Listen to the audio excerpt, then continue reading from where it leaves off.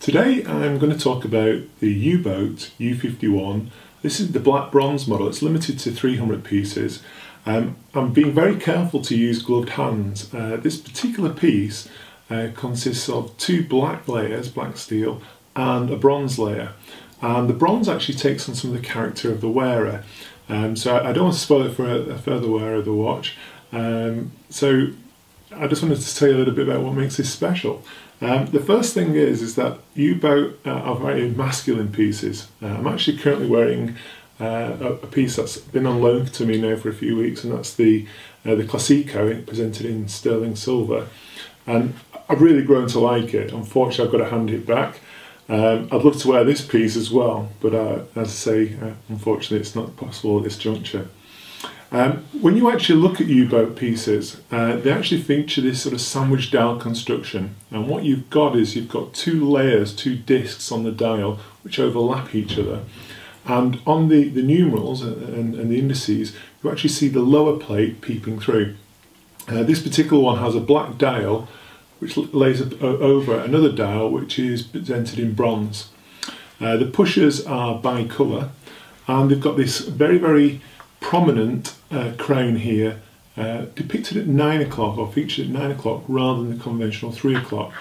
I particularly like this crown design because when you actually wear a U-boat piece, by having the crown on the left hand side of the case, it doesn't actually gouge into the wrist when you flex your arm. So you've got a large crown with a very masculine alpha male persona, if you will, but on the other hand it's not uncomfortable to wear. You'll actually see on the bezel that you've got these very prominent bronze screws, and they actually hold the whole case together, and they run from front to back. On the reverse of the watch we've got a sapphire case back, and this particular one has actually got a tinted finish to it. Particular points to note on the movement are the skeletonized rotor, which is very attractive indeed. And it's very beautifully finished. You can actually see again Côte de Genève motif, blued screws. You can see perlage on the plate. You've also got this lovely circular grain or perlage effect actually just on this leading edge of the case back. Again, very attractive. The strap is sort of a distressed vintage look leather, presented on a pin buckle, and again very attractive indeed. It really looks well, uber masculine, I think is how I would refer to it. It's very macho in its delivery. And one of the things about U-boat is that they have got that Italian characteristic of a prowess with design, and the design for me is very accomplished and very resolved indeed. I would gladly wear this watch.